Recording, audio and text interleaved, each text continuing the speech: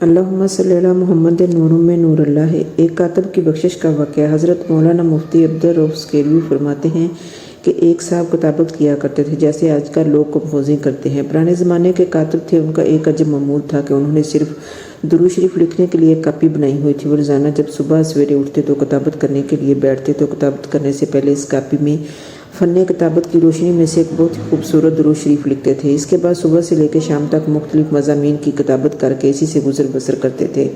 उनकी सारी ज़िंदगी इसी में गुजर गई। उन कातब साहब के इंतकाल का वक्त जब करीब आया तो इन्हें आखिरत की फ़िक्र सवार हुई। डरने लगे, कुछ ही देर के बाद इस दुनिया में चला जाऊंगा, आखिरत में पहुंचूंगा तो मालूम नहीं मेरे साथ क्या मामला होगा, मेरी बख्शिश होगी या नहीं।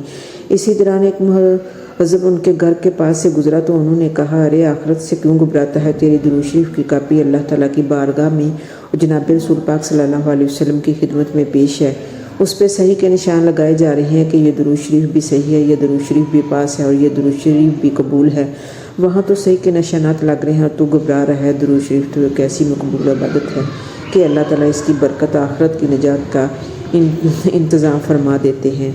ये है दुरूद शरीफ की बरकत। आइए हम भी अपने नबी पे लाखों करोड़ों दुरूद व सलाम भेजें।